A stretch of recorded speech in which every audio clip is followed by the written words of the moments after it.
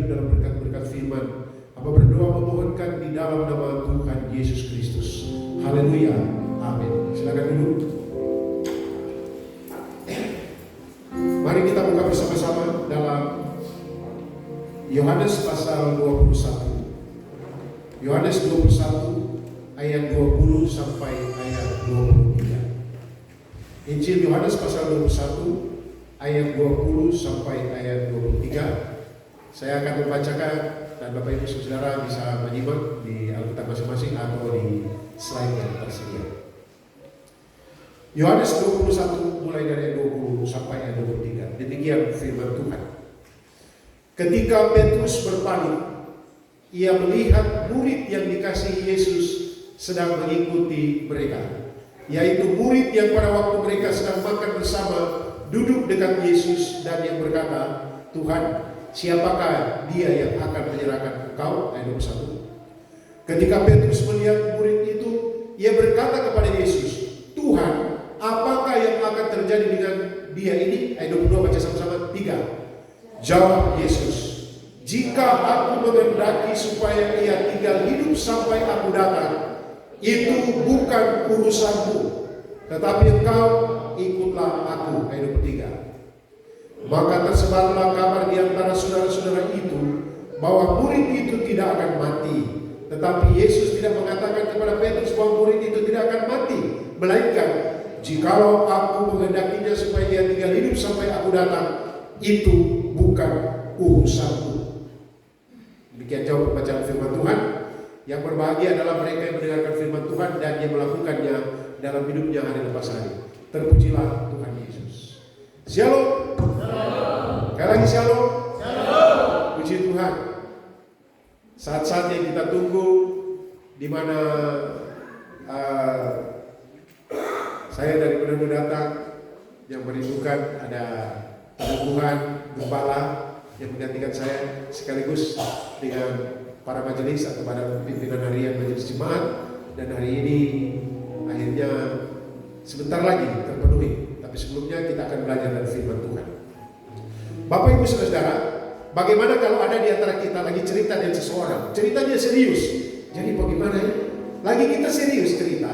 Misalnya saya lagi cerita dengan seseorang, lagi serius cerita. Kemudian lawan bicara kita tiba-tiba bilang, baru itu siapa ya? Atau kenapa dia?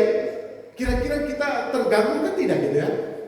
Saya kira rasa sangat terganggu kan? Sangat terganggu. Kisah percakapan Tuhan Yesus dan Petrus ini sangat pribadi. Kalau kita lihat Injil Yohanes itu banyak kali ada percakapan-percakapan pribadi antara Yesus dan orang-orang tertentu. Ya, ada juga mulai dari pasal 3. Yesus bercakap-cakap dengan seorang ahli agama, yaitu Nikodemus. Dalam pasal 4, Yesus dia pergi ke sebuah sumur dan bertemu dengan perempuan Samaria, dan dia bercakap-cakap dengan perempuan Samaria itu secara pribadi, dan seterusnya sampai pada titik di mana setelah Yesus yang mati di kayu salib, yang menderita sengsara, mati menyerahkan dirinya untuk tebusan dosa kita. Kemudian Yesus bangkit antara orang mati, dia menampakkan diri, berkali-kali menampakkan diri selama 40 hari. Dan di akhir-akhir daripada pertemuannya dengan murid-muridnya selama 40 hari sesudah dia bangkit, ada percakapan-percakapan pribadi. Dan secara khusus ini adalah percakapan pribadi dengan Petrus. Kalau kita lihat dalam bagian-bagian sebelumnya, Tuhan bertanya begini, Simon anak Yohanes, apakah engkau mengasihi aku? Dalam bahasa Yunani, Simon anak Yohanes, apakah engkau agape padaku? Wah, terjadilah percakapan pribadi itu. Petrus jawab, benar Tuhan, aku filio padamu. Kemudian Tuhan tanya lagi, Simon anak Yohanes. Simon itu artinya ilalang. Tuhan tidak bilang Petrus, tidak. Tapi Simon, ilalang yang suka goyang, anak manusia biasa. Apakah engkau agape padaku? Simon jawab, benar Tuhan, aku filio padamu. Engkau tahu hatiku, ya kata ada engkau tahu di situ dari bahasa Yunani. Engkau oida, tahu itu dalam bahasa Yunani Ginosko dan oida. Ginosko itu tahu karena indera, mata melihat, telinga mendengar, lidah mengecap, merasakan.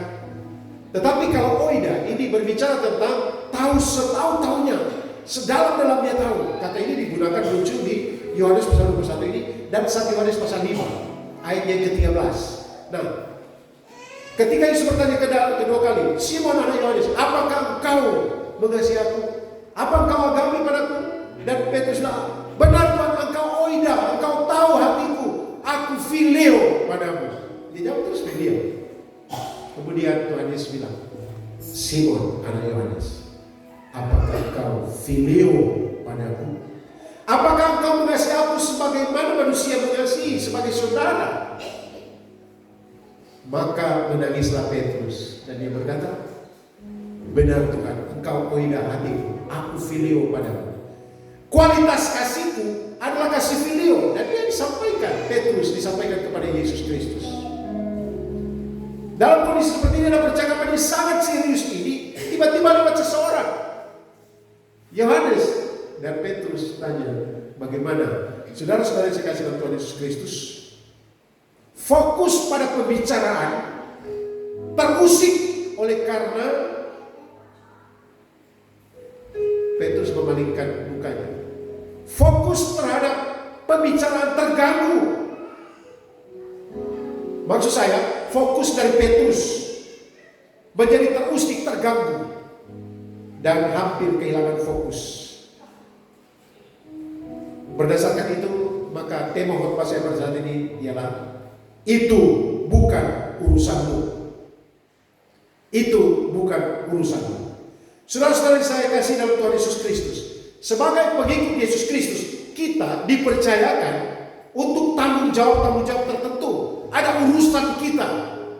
Dan saudara-saudara, kita tidak boleh pusing atau sibuk dengan urusan-urusan yang lain yang bisa mengganggu prioritas kita dalam pelayanan. Pertanyaannya, bagaimana caranya kita bisa fokus pada tugas tanggung jawab kita, pada urusan kita berhubungan dengan pelayanan? Dalam pembacaan kita tadi, saudara, saya melihat ada 3 cara bagaimana bisa berfokus, tidak sibuk dengan urusan yang lain, berfokus pada tugas dan tanggung jawab. Mari kita lihat yang pertama, ayat 20. Dalam ayat 20, seperti saya katakan tadi, ada percakapan yang sangat pribadi. Tiba-tiba Petrus memalingkan mukanya, ayat yang ke-20.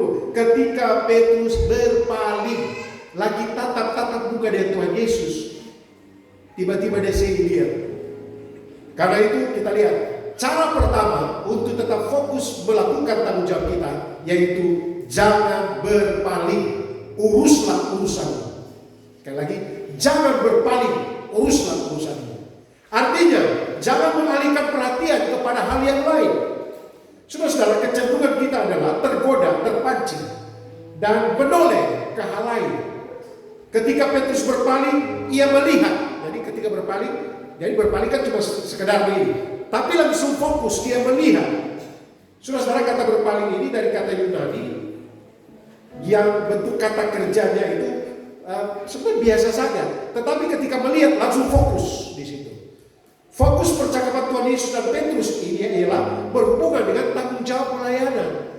Yesus berkata, gembalakanlah domba-dombamu. Jadi dia tanya, Simon anak Yohanes, apakah engkau agape padaku? Petrus jawab, benar Tuhan, aku phileo padamu. Dan Yesus berkata apa? Gembalakanlah domba-dombaku. 2 kali. Dan ketiga Yesus berkata, apakah engkau phileo padaku? Maka menangislah Petrus. Dia sadar kualitas kasihnya adalah kualitas kasih phileo. Kualitas kasih manusia biasa, bukan kualitas kasih agape yang walaupun. Kasih agape kan kalau didefinisikan secara sederhana, kasih walaupun. Saya tetap mengasihi jemaat walaupun banyak yang mengecewakan. Saya tetap mengasihi mereka walaupun mereka membenci saya. Itu kata agape. Tapi Petrus kasih phileo, kasih persaudaraan. Kasih persaudaraan kadang-kadang ada transaksional, timbal balik. Saya cinta kau kalau kau cinta saya. Suami istri kan, kita sudah buku cinta lagi dari. Pada suami istri, sekalipun sudah buku cinta, tidak, sudah disatukan dengan cinta. Ya, kita harus memperjuangkan, cinta harus diperjuangkan kan. Nah, sebelum saya terjebak di bicara tentang keluarga, saya balik lagi ke sini. Karena saya kalau seminar keluarga saya suka menyampaikan. Mumpung kami sudah 36 tahun berkeluarga.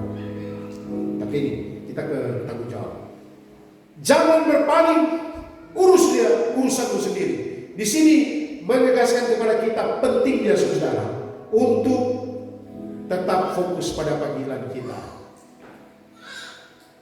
Sebentar akan diteguhkan, ditanyiskan badan pengurus harian jemaat, termasuk di sini ada gembala dan majelis-majelis untuk periode sampai 2029.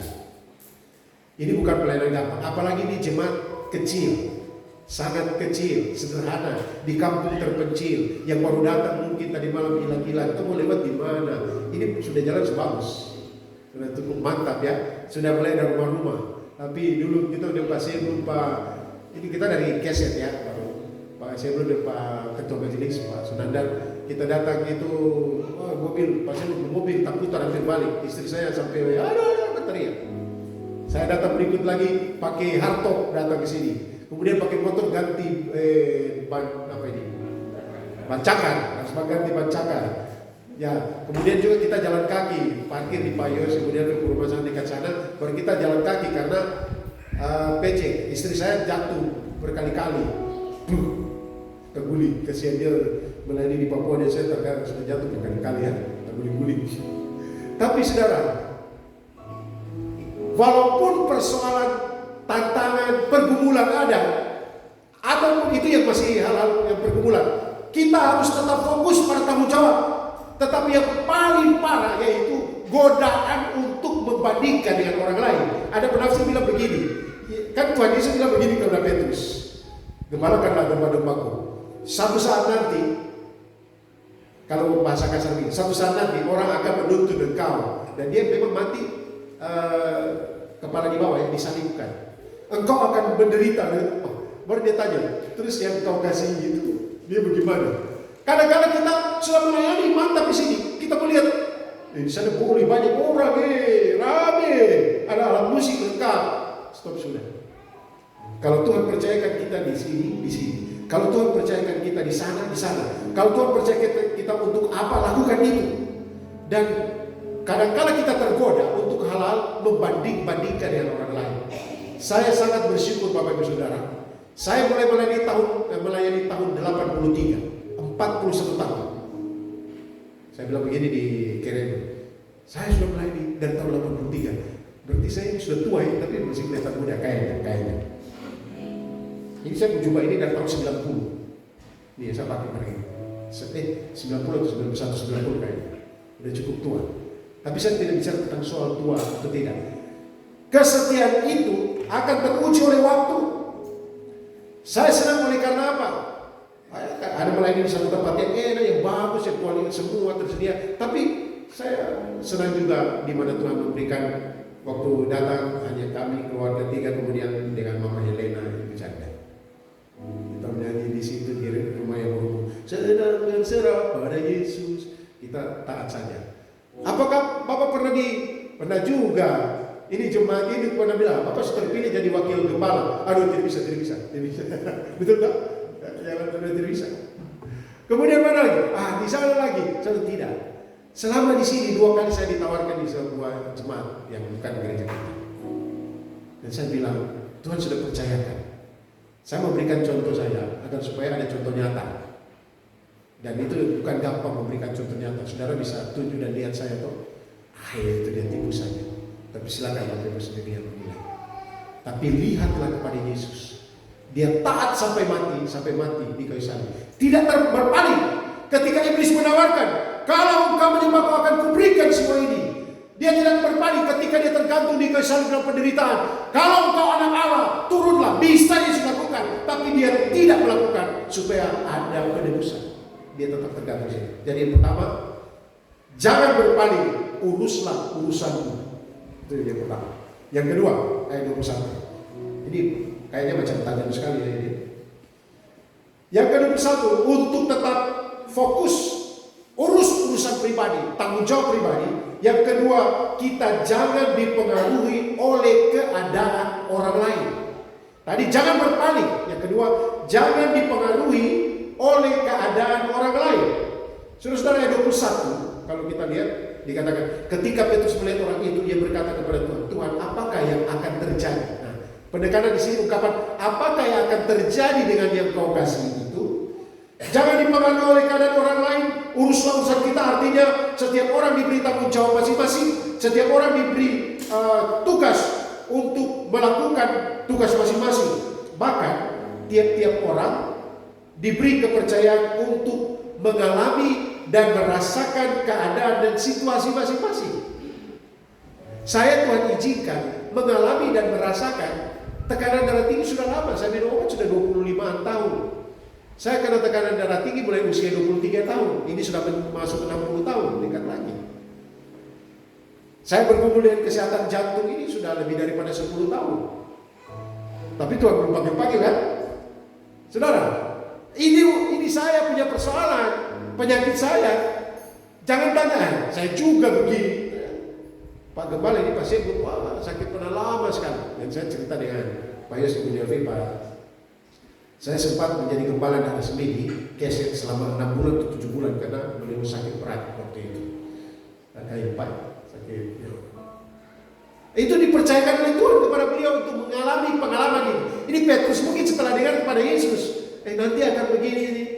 Jadi jangan-jangan ini Yohanes ini dikasih tidak menderita dia nanti, jangan-jangan itu kata penafsir. Tetapi saudara, Yesus bilang, apapun yang terjadi dengan dia itu bukan urusan ialah ikutlah aku. Saudara-saudara,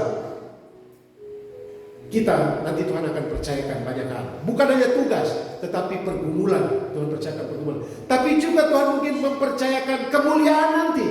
Masih di dunia ini kita sudah mendapat kemuliaan.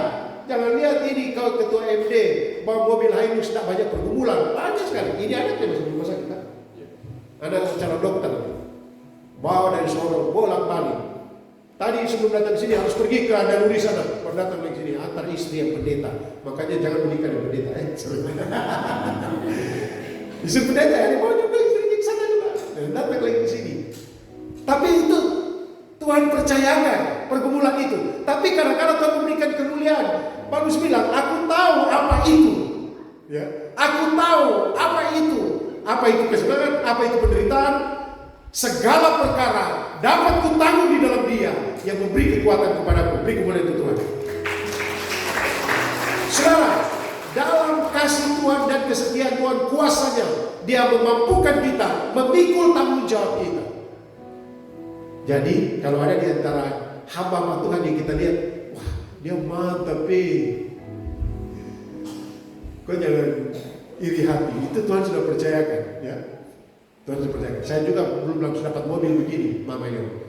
Dayung sepeda, pakai sepeda motor Vespa, mogok-mogok dari Sobi pergi ke Aromi tahun 97, mogok lagi. Kemudian ada misionaris bilang begini, Pak Dolfi buang saja di tempat sampah itu Vespa itu. Aduh, saya bilang yo buang tempat sampah, besi gua masih laku. Tapi saudara, jalani hari lepas hari. Kita tidak usah membanding-bandingkan dengan orang lain. Kita tidak dipengaruhi oleh keadaan orang lain. Karena ada keadaan kita masing-masing. Ya, ada keadaan kita masing-masing. Bilang kiri kanan, ada keadaan masing-masing. Uruslah urusanmu. Itu bukan berarti tidak peduli dengan orang lain. Ya. Bukan ya. Dan bilang, kalau begitu saya tidak peduli dengan dia. Dia melayani biar aja dia mati di situ. Kita bisa bantu. Kita kaya dia. Kami juga pelayanan kemana. Kadang-kadang Tuhan izinkan kami membawa, kemarin kami pergi ke suatu tempat dan keluarga yang gembala ini yang akan dilantik gembala. Sebenarnya Ibu Delvi kan sudah gembala, tinggal formalitasnya saja. Membawa juga untuk gembala di sana. Jangan pikir, kita enak, biarkan dia dengan urusannya di sana. Dia mau mati lapar kan di wajah urusan dia. Tidak, Tuhan tidak akan biarkan dia. Kalau kita tidak mau dipakai Tuhan, Tuhan pakai orang lain. Amin. Kalau kita tidak mau dipakai Tuhan menjadi berkat, Tuhan pakai orang lain. Amin. Amin dia kurang. Amin. Jadi paksa sampai bilang amin. Saudara-saudara, Petrus dia ingin tahu masa depan Yohanes dan mungkin ingin membandingkan. Petrus ingin tahu kehendak dan rencana Tuhan bagi temannya ini. Dia ingin tahu urusan orang lain, urusan Tuhan dengan dia terhadap Yohanes, urusan Tuhan dengan Petrus dengan dia sendiri, dia lupa. Jadi Tuhan Yesus punya urusan dengan Yohanes sendiri dan Petrus sendiri. Tuhan Yesus punya urusan dengan kita sendiri, ya, dengan orang lain sendiri. Itu yang kedua. Yang ketiga, saudara, untuk kita tetap fokus pada urusan kita dan tidak mengurus urusan-urusan orang lain. Yang ketiga, ayat 22, kita harus setia pada tugas dan panggilan. Kita harus setia pada tugas dan panggilan. Ayat 22. Ayat 22 dikatakan seperti ini. Jawab Yesus, jikalau aku menghendaki supaya ia tinggal hidup sampai aku datang, itu bukan urusan. Tetapi engkau, inilah yang apa? Ikutlah aku. Tadi itu bukan urusanku. Tapi Tuhan Yesus sambung, tetapi engkau ikutlah aku. Saudara, setia pada tugas dan panggilan. Artinya, daripada sibuk dengan urusan orang lain, daripada pusing dengan urusan orang lain, daripada cari-cari tahu keadaan orang lain, kepo. Tahu kepo? Kepo itu ada bahasa Inggrisnya, saya tidak sebutkan dan saya sebut salah. Keep apalagi begitu. Dan kepo itu artinya pengen tahu terus keadaan orang lain. Daripada kepo cari-cari tahu keadaan orang lain, lebih baik sibuk dan lakukan tugas kita masing-masing. Yesus berkata, jika aku menghendaki dia tinggal hidup sampai aku datang kembali, itu bukan urusanmu. Kau berurusan? Ikut aku. Urusanmu adalah lakukan tanggung jawabmu, tugas panggilanmu dengan setia. Kata ikutlah aku, saudara, itu sangat jelas sekali, ya. Sebab kalau kita tidak fokus pada urusan kita dan tanggung jawab kita, kita tidak setia pada tugas panggilan kita, maka akan timbul gosip-gosip atau hoax. Coba kita lihat ayat 23. Ini gosip ini. Sama-sama baca ayat 23. 1, 2, 3. Maka tersebarlah kabar di antara saudara-saudara itu bahwa murid itu tidak akan mati. Sampai sini dulu. Nah, Yohanes ini, Bapak Ibu, menurut sejarah, dia meninggal pada usia 90-an tahun. Jadi Petrus sudah lama mati dulu dihukum, dipancung pada zaman Kaisar Nero. Dan Yohanes belum. Tapi Yohanes juga menderita, dia digoreng tapi tidak mati. Dia dibuang tapi tidak sempat mati, ya. Akhirnya dia punya murid-murid juga yang luar biasa, Polikarpus dan seterusnya. Saudara, saya kasih dalam Tuhan Yesus Kristus. Di sini, ketika Yohanes menulis, maka tersebarlah kabar di antara saudara-saudara itu. Jadi gosip rupanya, ada percakapan Yesus dengan Petrus kemarin. Petrus tanya tentang Yohanes, dia tidak akan mati sampai Tuhan datang. Jadi dia tua begitu, Yesus 90 tahun. Jadi hoax, jadi gosip. Gosip karena apa? Oleh karena mereka gosok sampai sip itu, sipnya apa? Dengan cerita tentang, oh ya dia begini. Saudara, banyak kali pelayanan tidak jalan bagus, lancar. Karena orang sibuk untuk urus urusan orang lain, dan dia tidak sibuk melakukan itu tanggung jawab. Tanggung jawab kita, hamba Tuhan, gembala, para majelis. Paling tidak kalau di rumah mendoakan jemaat. Paling tidak mendoakan orang-orang yang memberitakan Injil yang melayani. Paling tidak mendoakan keluarga-keluarga atau mereka-mereka yang sakit. Dari rumah ada kesibukan yang bisa kita lakukan. Kadang-kadang ketika saya dalam keadaan mau istirahat, karena saya ada waktu tertentu tidak harus tidur, saya hanya baring saja. Pikiran saya mulai langsung saya bangun lagi. Saya ingat seorang jalan berdoa. Tidak dijadwalkan jam ini berdoa untuk ini, tidak. Sementara tiba-tiba saya ingat seseorang, saya langsung duduk dan berdoa. Banyak tanggung jawab kita, saudara-saudara. 3 cara supaya kita bisa urus urusan kita. Jadi tema khotbah saya pada saat ini apa? Urus apa? Urusan sendiri. Urus urusan sendiri. Itu bukan urusanmu. Judul tadi, itu bukan urusan. Bagaimana supaya kita bisa fokus pada urusan kita, tanggung jawab kita? Pertama, jangan berpaling. Jangan suka berpaling. Yang kedua, jangan dipengaruhi oleh keadaan orang lain. Mereka dipercayakan oleh Tuhan dengan keadaannya. Susah, senang, tanggung jawab besar, tanggung jawab kecil, kita punya tanggung jawab sendiri. Yang ketiga, setia. Kita setia saja pada tugas panggilan sampai Tuhan panggil kita dalam tugas pelayanan. Saya tidak bicara tentang periode atau masa pelayanan sampai tahun 2029, tidak. Tapi saya sedang berbicara tentang setia sampai mati melayani Tuhan. Tuhan berkati kita sekalian. Amin. Mari kita tunduk kepala dan kita berdoa. Segala puji, hormat dan sembah hanya bagi-Mu ya Tuhan.